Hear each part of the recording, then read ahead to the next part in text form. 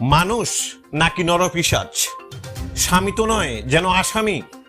স্বামী এবং শাশুড়ির অকথ্য নির্মম, এক কথায় ভাষাহীন অত্যাচারের শিকার দীর্ঘ বছরের মধুমেহ অর্থাৎ সুগারে রোগাক্রান্ত এক অসহায় গৃহবধূ। 14 বছর ধরে নানানভাবে শারীরিক এবং মানসিক অত্যাচার সহ্য করলেও আড়াল থেকে স্বামী শাশুড়ির চক্রান্তমূলকভাবে হত্যা করে গাছে ঝুলিয়ে দিয়ে আত্মহত্যার সাজানো ঘটনা প্রচারের গন্ধ পেয়ে বাপের বাড়িতে পালিয়ে যেতে হলো গৃহবধূকে। এমনটাই অভিযোগ করেন গৃহবধূ সহ বাপের বাড়ির লোকজন। আচ্ছা, কি সামনের এই অবস্থা কেন? কে? স্বামী মারছে? কি দিয়ে মারছে এভাবে?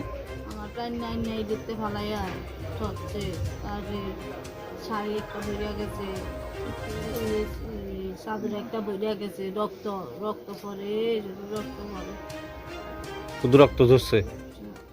তো বাড়িতে আর কে কে আসিল? বাড়িতে আছে শাশুড়ি আসিল, বাসুর আসিল, জাল আসিল, বাসুর পুতা আসিল। তো তারা ধরছে না? তারপরে বাসুর ইয়া বাইরে যাচ্ছে মারিয়া লাইতো। আচ্ছা, ঘটনা বিলোনিয়া থানাধীন ঋষ্যমুখ ব্লকের জয়পুর বরস কলোনি এলাকায়। ঘটনাটি এমন, এলাকার বাসিন্দা শম্ভু মজুমদার 14 বছর আগে স্বইচ্ছায় এলাকারই বাবলি দাসকে সামাজিক বিধি মেনে বিয়ে করে। শম্ভু মজুমদার পেশায় একজন পান চাষী। বিয়ের 1 বছর পর থেকে শম্ভু মজুমদার তার মা বাসন্তী মজুমদারের সাথে একজোটে নিজের স্ত্রীর উপর মানসিক এবং শারীরিকভাবে নির্যাতন করে বলে অভিযোগ রয়েছে। দাবি একটাই, বেশি বেশি খায়, সংসারের কাজ করে না, তাই বাপের বাড়ি থেকে টাকা আনতে হবে। ইতিমধ্যে তাদের ঘরে এক পুত্র সন্তানের জন্ম হলেও বাপের মমতা পায়নি কখনো। তাছাড়া চিকিৎসার অভাবে মাত্র 5 মাস বয়সেই পৃথিবী ছেড়ে চলে যেতে হয় পুত্র সন্তানকে। এমনটাই অভিযোগ শম্ভুর স্ত্রী বাবলির। এরপর পুত্র সন্তান হারা বাবলির উপর অত্যাচারের মাত্রাও বেড়ে যায়। দুশ্চিন্তাগ্রস্ত বাবলি নিজের সংসারের কথা চিন্তা করে মুখ বুজে সহ্য করে সব। 5 বছর আগে তাদের ঘরে আবার একটি পুত্র সন্তানের জন্ম হয়। বর্তমানে 5 বছরের পুত্র সন্তানকে দীর্ঘ বছর যাবৎ মায়ের থেকে দূরে রেখে শ্বশুরবাড়ির লোকজনেরা মা পুত্রের মায়া মমতার সম্পর্কের মাঝেও বাধা সৃষ্টি করে রেখেছে বলে অভিযোগ। এ সকল দুশ্চিন্তা মাথায় নিয়ে একসময় রোগাক্রান্ত হয়ে পড়ে বাবলি। তাতেও কিছু যায় আসে না স্বামীর, ফলে চিকিৎসার ভার বহন করতে হয় বাবলির বোনকেই। চিকিৎসাটা আপনি করাইছেন? আমি নিজের পয়সা দিয়ে নিজের চিকিৎসা করছি, নিজের জীবিত ভর্তি আসছিলাম, নিজে আপডাউন করছি, সব কিছু নিজে। আমার বাড়ি 5 মাস আসছিল। আপনার বাড়িতে আপনার বোন আসছিল? হ্যাঁ, 5 মাস আসছিল। 5 মাস আসছিল। আমি সব যত্ন করছি, ওষুধ বড়ি, ইঞ্জেকশন, ইনসিওরিটি সব আমি একা একা দিয়েছি। তখন আপনার বোনের শ্বশুর বাড়ি থেকে খবর নিছে না? না, ভালো আছে না, খারাপ আছে না, মন্দ আছে, বা এটা যে আমার যে দৌড়াদৌড়ি করতে আছে না, আমি একদিন যাই দেখি বাবা একটা টাকা দে, কোনো না, কোনো স্বামী হিসেবে কোনো ভূমিকাই আসলো না। গত মাসের 27 তারিখ স্বামী শম্ভু এবং শাশুড়ি বাসন্তী মিলে সাংঘাতিকভাবে অসুস্থ বাবলিকে মাটিতে ফেলে বাঁশ এবং কাঠ দিয়ে মেরে রক্তাক্ত করে। তাতে বাবলির মাথা ফেটে যায়। স্বামী শাশুড়ি মিলে চোখে, মাথায়, পিঠে বেধড়কভাবে কিল, ঘুষি, লাথি মেরে আহত করে বাবলিকে। আর্তনাদ শুনে লোকজন ছুটে এলে সে যাত্রায় বেঁচে যায় বাবলির জীবন।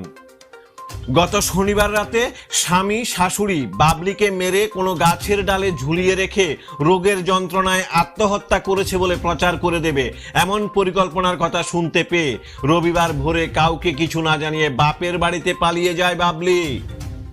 অবশেষে ভবিষ্যৎ জীবনের কোনো সমাধান না দেখতে পেয়ে বৃহস্পতিবার বিকেলে পুলিশের দ্বারস্থ হয় অসহায় গৃহবধূ বাবলি। ট্রিটমেন্টের পরে পরীক্ষা দিল, পরীক্ষার পরে দেখা যায় তার সুগার 400-র কাছাকাছি। সঙ্গে সঙ্গে তারা লইয়া দৌড়াদৌড়ি করতে আসি, তাদের শ্বশুর বাড়িতে জানাইলাম, তারা কিন্তু একটা টাকা কোনোদিন দেয় না।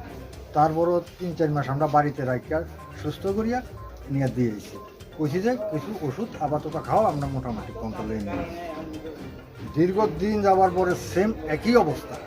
তারপরে একদিন দেখলাম যে রাস্তার উপরে কয় দাদা আমার মারে অমুক সমুক আনতে, ঠিক আছে আমরা যাই। আমরা 2-3 জন মিলিয়ে গেলাম, সন্ধ্যাবেলায় গিয়ে যাবার পরে যে আপনারা চিকিৎসা করেন না, না করাইলে আমাকে দিয়ে দেন, পুনর্বার আমরা চিকিৎসা করাই, ঠিক আছে। তো অনেক কয়া টয়া চিকিৎসা করে নিয়ে বোনের বাড়িতে পাঠাইলাম, আমার মামা করুন মেজোটার বাড়িতে পাঠাইলাম আগরতলা। পাঠানোর পরে পুনর্বার তাইনেরা আবার সুগার টুগার কন্ট্রোল নিয়ে দিল, ডিবিতে ভর্তি রাখছে, তারা কেউ কিন্তু আর যায় না। তো যাক আবার নিয়ে দিয়ে এলাম। দিবার পরে গত বৃহস্পতিবারে বলে মারধর করছে এই অবস্থায়। মারধর করার পরে বৃহস্পতিবারে বাসছে, রোববারে সকালবেলা আমাদের বাড়িতে কিরে তোর এই অবস্থা কাকা, আমাকে মারে ঘরে এই অবস্থা। তো তার তাই নিয়েই পালিয়ে গেছে হ্যাঁ হ্যাঁ হ্যাঁ হ্যাঁ। অভিযোগের ভিত্তিতে শুক্রবার বিকেলে ছুটে যায় বিলোনিয়া মহিলা থানার পুলিশ। কিন্তু আশ্চর্যের বিষয় হলো অভিযুক্তের পরিবার, অভিযোগকারিনীর পরিবার এবং এলাকার লোকজনদের সাথে কথা বলে কোনো চূড়ান্ত সিদ্ধান্তে আসতে পারেনি পুলিশ। পুলিশ অফিসারের কাছ থেকে একটি কথা বের হলো বারবার, সুগারে আক্রান্ত গৃহবধূ নাকি চুরি করে বেশি বেশি খায়, সংসারের কাজকর্ম করে না, পাশাপাশি বেশ কিছুদিন যাবৎ উল্টো পাল্টা কথা বলছে। এটাই অভিযোগ স্বামীর, এজন্যই পেতে হলো এমন শাস্তি। আপনার উপরে এত দীর্ঘ বর্ষ যাবত অত্যাচার চলে, এর মূল উদ্দেশ্য কি? আপনারে কি কারণে এমন অত্যাচার করে? কোনো টাকা পয়সা কিংবা কোনো চাহিদা? কি কয়? একবার কইছে তো যা টাকা আন, টাকা আনতে? কোনখান থেকে? বাবার বাড়িতে। বাপির বাড়ি থেকে টাকা আনবার লেগে? মানে তার টাকা লাগবো, এই টাকার লেগেই এভাবে শুধু অত্যাচার চলছে? যাই হোক, সবকিছু শোনার পর সাফ কথা বলতে গিয়ে কিছু কথা আনাগোনা করছে বারবার। দীর্ঘ বছর যাবৎ সুগারের রোগে আক্রান্ত রোগী, পরিবারের কাছ থেকে পায়নি চিকিৎসা পরিষেবা, খাচ্ছে বেশি বেশি, দুর্বলতার জন্য কাজও করতে পারছেন না তিনি সংসারের।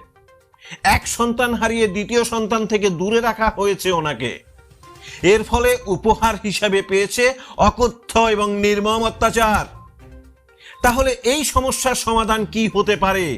এই অকথ্য অত্যাচার যদি শাস্তিযোগ্য হয় তবে কোনো কঠোর ব্যবস্থা নেওয়া হবে কিনা এখন সেটাই দেখার।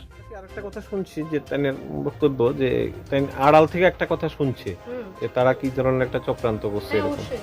কি ওইটা কি? মানে এইটা চক্রান্ত হলো গিয়ে মানে তাকে মাইরা ফেলাইবো, মাইরা ফেলাই সেটা ধরেন এরকম ভাবে এটা করবো যে তাই আত্মহত্যা করছে, ধরেন ফ্যানের লগে বা গাছের লগে ঝুলাই রাখবো যাতে সবাই মনে করে যে মানসিক ভারসাম্য হারাইয়া লাইছে অসুস্থতার কারণে, যার কারণে সে কিছু না বুঝছে সেটা আত্মহত্যা করছে।